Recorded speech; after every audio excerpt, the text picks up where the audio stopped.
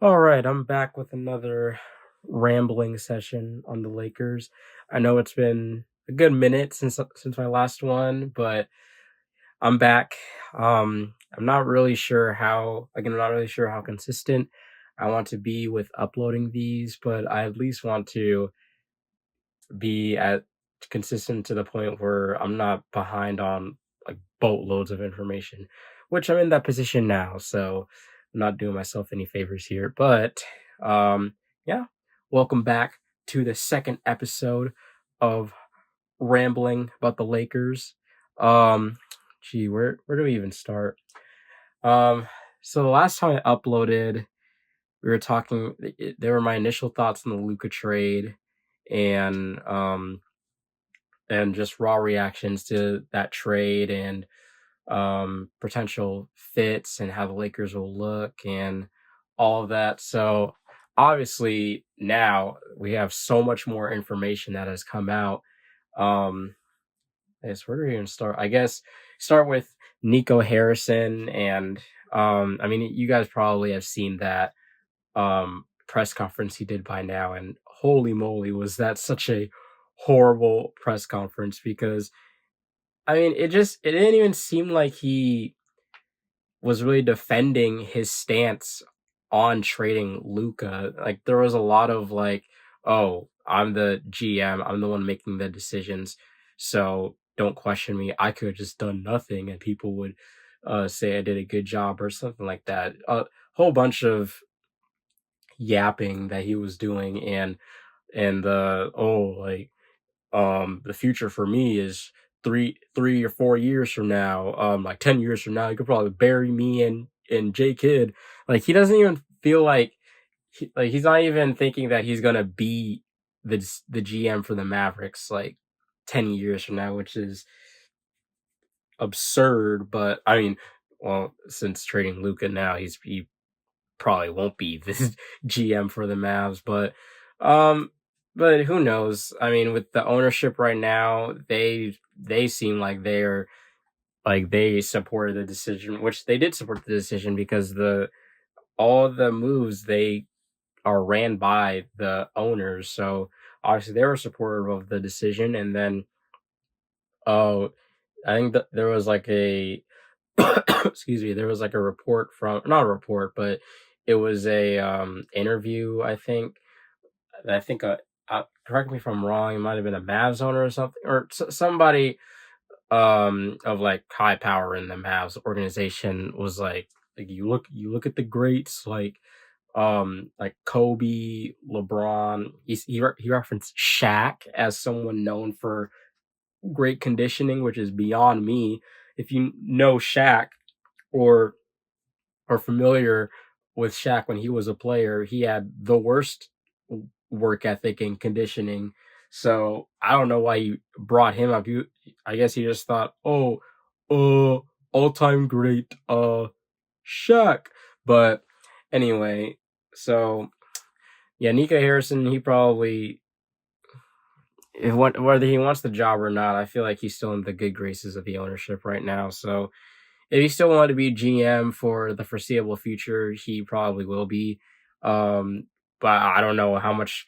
I don't know if he can stay as a GM because every Mavs fan is like out for blood right now and want his head. So I don't know how long he will be the GM. But yeah, like getting security around you, and yeah, it's bad. Like I don't know if he'll be the GM any longer. But that's enough about the Mavs side of things. So going to the Lakers, they had their first two games with Luca on the roster against the Jazz, and first game like was really good. We got to see just what Luca is capable of when you insert him into this offense, or insert him into this team, I should say. Um, but yeah, he Luca obviously he hasn't played since Christmas, so still a bit rusty. Still needs to get his legs back under him and yeah, get back into game shape since like he still looks he still looks pretty husky, but I mean that's not 270 husky like the reports were saying, which I think that was absurd. Like 270. I mean, Luca, he can get up there and weigh, but like I feel like this isn't like a Zion situation with Luca. But anyway, Luca looked good. He hit 1 3, but that was like he hit 1 3 in like the first quarter, but that was the only three he hit because I think he was like 1 of 7 for the rest of the night. Um, had some nice passes, got an and one, I'm pretty sure. So yeah, overall, it was a blowout win. But one thing, and I'll also get into this when we go to the second Jazz game, but I want to see Luca really like really be the one in charge of the offense. Now again, it's only been 2 games, and plus Luca's still on a minutes restriction, or I don't know if he'll be on a minutes restriction still when we're out of the All-Star break, but these last 2 games he was on a minutes restriction since obviously he's coming back from injury. So that's like that makes things a little wonky with him like trying to like take over the offense, but that's also the problem you have when you have a ball dominant player like LeBron, a player who does better with the ball in his hands like Austin Reeves. Now you add Luca into the mix, who is also a very ball dominant player and likes to have the offense run through him. But I think they'll figure it out. I think once Luca is playing like full minutes, like no restrictions, like the offense will truly be moved over to him. I do I do think it was kind of ignorant for a lot of talking heads, especially Brian Windhorst was like, "Yeah, this isn't Luca's team yet."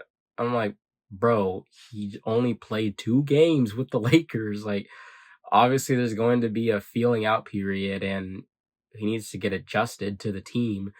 But yeah, I believe after a while Luca will be the spearhead of the offense. But we saw the capabilities of this team on the offensive end, and it is scary to think of like the potential of this offense. Um, as, like that LeBron, like Luca, uh, like full court pass to LeBron was so cool, and like gonna have to get used to that. So yeah, I think they'll definitely figure it out. It obviously it's gonna take a maybe a couple games to fully implement Luca fully into the offense and whatever JJ Redick has planned. But yeah, I think it's gonna be really good. Defense wise, I think is a lot more scary. So like I guess that's a good way to segue into the second Jazz game where the Jazz returned the favor and blew out the Lakers themselves.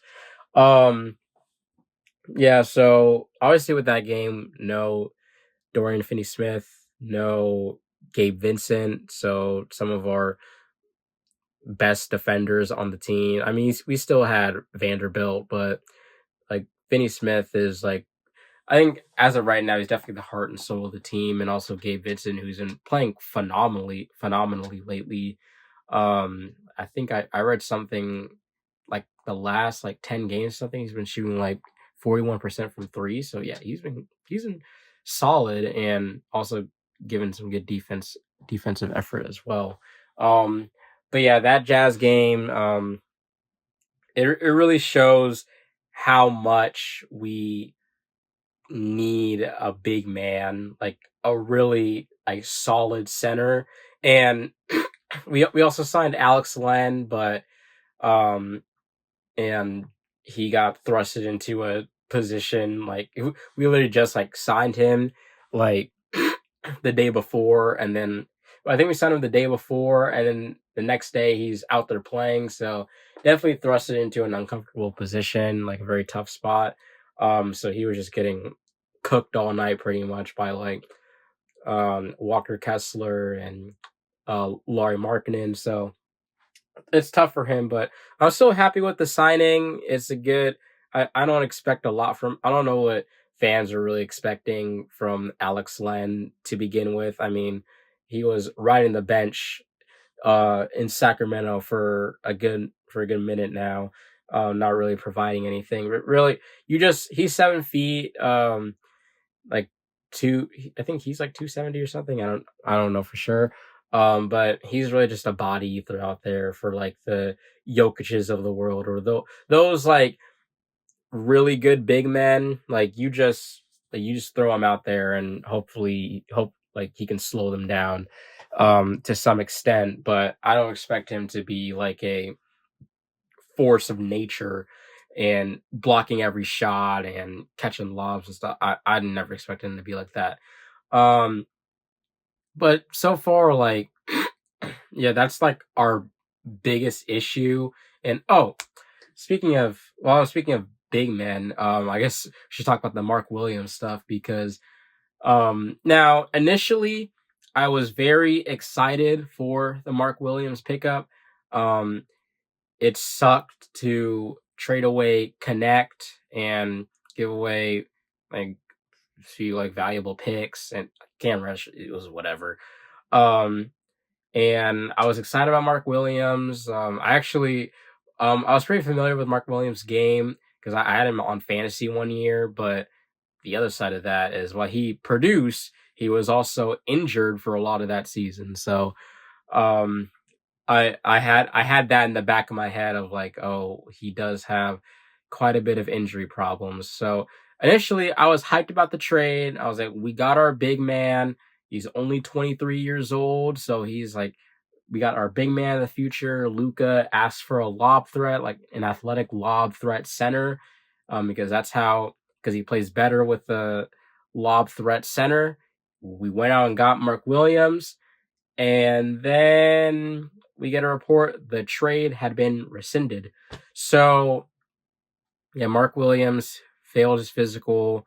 Apparently the Lakers medical staff found multiple issues, and they weren't regarding his already like lingering back injuries. So that's very concerning. I think the Hornets try to pull a fast one on us. So I'm glad we dodged that bullet. But again, we're still hurting without a big man. And I am happy we got Connect back.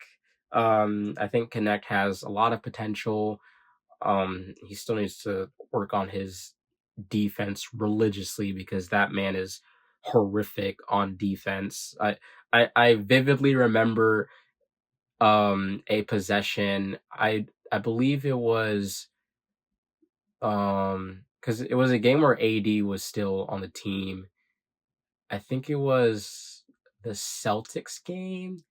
Yeah, I feel like it was a Celtics game because there was one possession where there was a Celtics player in the corner, um, who was wide open, like he just moved to the corner, and then I think Connect, he was helping on AD's man, but then AD is like yelling at him, corner, corner, corner. So, yeah, that's the one thing that Connect has to really work on is this is defensive awareness and his defense altogether, really. But I mean, he could still shoot the skin off the ball, like when he like from time to time because he's been kind of he's kind of streaky lately. I think he's found his shot again, but still he's been very streaky lately. But I digress. I'm happy we got Connect back. Reddish, I feel like he's either gonna get traded or cut soon. Um, but anyway, back to that Jazz game. I think it was a lot. It was a lot of like growing pains. I think, and again, having no Dorian Finney-Smith and having no Gabe Vincent definitely played a part in that, and also no Jackson Hayes because he got hurt like towards the start of the game. So like our one serviceable big man and he gets hurt. So yeah, which shout out to Jackson Hayes. He's been playing a lot better lately. Like ever since AD got injured and now he's been traded, Jackson Hayes has been pretty good. I know, bro. Jackson Hayes is probably in heaven right now, bro, because you get to play with some of the best passers in the league and LeBron and Luca, and you're just gonna be fed endless lobs. excuse me, you still got to work on your rebounding and like blocking shots and stuff. But I mean, Jackson Hayes, he's a cool like second, like he's a cool backup center. He's not a starting caliber center. But for how he's done so far in like the teeny tiny sample size with Luca on the floor, he's been decent. He's been pretty good. Um, but yeah, I guess what else is there? Um, I'm happy that Luca's gonna get some rest, have a good mental break. After all the craziness that's happened for like the past few weeks. Like, did you guys hear that report that he bought a $15 million house and then he got traded not long after? Like, bro, that is so tough. Like, imagine you drop 15 million like with the guys that you're staying in a city for life, and then you find out like, nah, you gotta transfer someone else, my boy. So yeah, I feel for Luca, man. I mean, shoot, he on my team now, so but still, like on like a human, like as like a human level, a personable level, that's so messed up. But yeah, I think that Luca on the Lakers, it's gonna take a little bit of time, but I think we'll be good. I do not think that we are championship contenders, at least this year. I think we'll definitely make some noise in the playoffs because like a LeBron and Luca duo that has to make noise in the playoffs. And plus LeBron, he didn't play tonight in the All-Star game because he didn't want to take a chance with some soreness in his ankle because he wants to get primed and ready for the rest of this season and make a postseason run. So shout out LeBron for doing that. But yeah, I think that this team will thrive in the playoffs. I think you're just gonna have to bank on the playoff heroics of Luca and LeBron, especially without a big man and mediocre. Like the defense has been good. Like don't get me wrong, the defense has been good, but I don't know if I trust the defense going into the postseason. I'm just not too sure about it. But yeah, I think that it's definitely going to be exciting seeing where the rest of the season goes. And just like being along for the ride. I need to cop my Luca jersey at some point. But yeah, I got a Mavs Luca jersey, but I don't want to trade that in because I think you can like trade in your jersey on NBA.com if the player got traded and you could trade it in for the new jersey. But I ain't gonna trade my Mavs jersey. That's some history, right? That's some history right there. Um, so yeah, I gotta get my Lakers Luca jersey. I gotta get that statement purple jersey. Those jerseys are so clean. I'm definitely not getting that city jersey, that cursed old jersey. Nah, I'm not doing that. No sirree, Bob. But dang, what else is happening in the Laker what should I call it? The Laker interwebs, the Laker tubes. Oh, Cam Reddish posted like I think he put on Instagram or something, like a post of him, like footage of him in 1v1s in practice. And I'm like, okay, what is this supposed to tell me? Like, you, okay, you play well one on one. So that's not your role on the team. Your role on the team is to be a 3-and-D wing, sit in the corner and shoot some jump shots, shoot some 3-pointers. Like, yeah, you may have some nice like one-on-one scrimmages or whatnot, but again, like you have the nerve to tell me to make me think like now Cam Reddish, he's in the NBA for a reason. He's a good player. I think what separates the greats from the average players who like are struggling to stay on teams or struggling to stay in the league is that either they play bad or they don't know or they're not fully locked into their role. And Cam Reddish, while he may be a good like hooper in general and cooking people on one-on-ones, that's not your role on the team. Your role is to stand in the corner, wait for LeBron or Luka or Reeves to pass you the ball to shoot an open three, and you can't do that right. So I don't know what the footage is supposed to be telling me. I saw like a lot of people be like, bro, Cam Reddish, like he's nice. Like I don't know why so many teams pass up on him. And it's because excuse me, it's because he can't fulfill his role. And like I mean, like any player is probably nice on in one-on-ones in practice, but when it comes to actual game, I mean, you're just a spot up shooter and a defender. You're gonna do in the game. Like I don't know what else to tell you, my boy. But it, you know what was funny to me? The first clip he shows is him going one-on-one against D'Angelo Russell.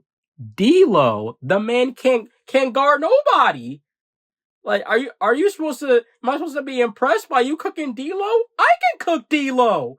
Like, I don't know what this clip is supposed to be showing me. Like D'Lo, he's a terrible defender. That's why we got rid of him and shipped him to Brooklyn. Like, oh my gosh! Like, I don't know what Cam Reddish is trying to prove. Like, this isn't. I mean, it looks like I'm bashing Cam Reddish, but in all honesty, Cam Reddish, you're a cool player. You about to be off my team soon in the off season to go get us a center. But Cam Reddish, you're a cool player. I'm sure you're nice when you're not just limited to standing in the corner and shooting threes. So yeah, shout out Cam Reddish, I guess. You're gonna be off my team soon, my boy. Dang, what else is there? Dang. What else is happening? All-Star Weekend has been happening. I don't know if you guys are tapped in with All-Star Weekend anymore. I'm not really. I think All-Star Weekend has died a long time ago, and I looked at the slam dunk contest, which shout out to Laker legend Mac McClung, holding it down for the slam dunk contest. Shout out to you. You're saving the dunk contest single handedly. So shout out to you. I also was watching the 3-point contest. So those are really the only events. Actually, the really the only event I tune into is like the 3-point contest. Dunk contest is whatever, except for Mac McClung being in it. Skills challenge is whatever for me as well. So, yeah, All-Star Weekend is it's not the same. It's not the same. And LeBron didn't even play tonight. So, like, what's the point of me watching the All-Star game? So, yeah, I think I'm just happy the guys are getting a rest. Side note, Max Christie balling out right now. He's probably the player I'm more sad about letting go because like at 80, I love AD, generational defender, like top 10 player in this league right now. But at the end of the day, that man's turning 32, and he's gonna be on his way out in a few years. Oh, on his way out of the league, he's not gonna die, God willing, but he's gonna be on his way out in like of the league. Max Christie, he's still young. He's got a lot of potential, and he's already meeting that potential right now, being like a great 3-and-D player, 3-and-D clutch player. So that was the main thing that stung me with that trade, that we got rid of Max Christie. But hey, man, I'm happy he's balling out right now and continue to ball out. Cormac Christie, keep holding it down in Dallas. But yeah, I don't know what else to talk about. I guess this upcoming schedule. I think our first game back is the Hornets, which that should be nice. I hope the Lakers destroy the Hornets for trying to scam us and trying to sell us damaged goods. Like that reminds me of. Did y'all ever watch Ball in the Family? I was recently binge watching like Ball in the Family like a month or two ago, and I saw a clip. I didn't get to that season yet, but I saw a clip of like one of the later seasons where like LeVar is arguing with Lonzo, and he called him damaged goods. Was first of all, that's crazy calling your own son damaged goods, but that just reminds me, like the Hornets really tried selling us some damaged goods of a player. They were trading us a lemon. So yeah, I hope the Lakers mop the floor with the Hornets. Get bro drop drop like a like blow them up by 50 or something. Like I don't know. You got to blow them out for how they try to treat you. Dalton Connect, I need you to go off. I need you to go for 30, get like 10 threes.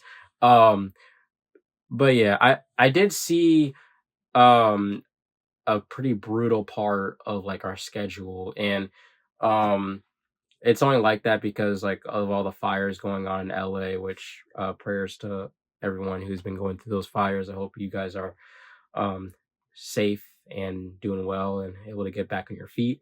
But I saw because of the fires, a lot of our games got rescheduled. So we're going on, there's like a stretch where we have three back-to-backs with like with a night of rest, with like a day in between them. So like we have a back-to-back day of rest, back-to-back day of rest, back-to-back. So it's we got an insane schedule right now. Like if they manage to like get a good like a positive record out of that, I'll be shocked. But anyway, yeah, I'm really excited to see um Laker basketball return and see and just watching the LeBron and Luca duo keep developing. So yeah, I hope to be a lot more consistent on these uploads.